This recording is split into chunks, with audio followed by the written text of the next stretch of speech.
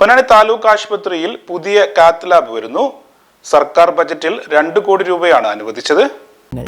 Bridal craft the wedding mall, Pan Bazaar, Tirur. പ്രായഭേദമന്യേ ഹൃദയ സംബന്ധമായ അസുഖങ്ങൾ വർദ്ധിക്കുന്ന സാഹചര്യത്തിൽ സർക്കാർ തലത്തിൽ പുതിയ കാത്ത് ലാബ് പൊന്നാനി താലൂക്ക് ആശുപത്രിയിൽ സ്ഥാപിക്കാൻ ബജറ്റിൽ 2 കോടി രൂപ വകയിരുത്തിയത് നിർധന രോഗികൾക്ക് ഏറെ ആശ്വാസമാകും.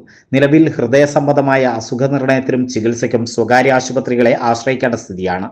ഹൃദയരോഗ ചികിത്സയ്ക്ക് ലക്ഷങ്ങൾ ചെലവഴിക്കേണ്ട സാഹചര്യത്തിൽ സർക്കാർ സംവിധാനത്തിൽ കാത്ത് ലാബ് സ്ഥാപിച്ചാൽ ഇത് രോഗികൾക്ക് ഏറെ സൗകര്യപ്രദമാകും. ഹൃദയ സംബന്ധമായ അസുഖങ്ങൾ കണ്ടെത്തുന്നതിനും ചികിത്സിക്കുന്നതിനും വേണ്ടി ഡോക്ടർമാർ അത്യാധുനിക ഇമേജിംഗ് സംവിധാനങ്ങൾ ഉപയോഗിക്കുന്ന പ്രത്യേക മുറിയായ കാത്ത് ലാബ് പൊന്നാനി താലൂക്ക് ആശുപത്രിയിൽ യാഥാർത്ഥ്യമാകുന്നതോടെ ചെലവ് കുറഞ്ഞ രീതിയിൽ ചികിത്സ ഉറപ്പാക്കാനാകും.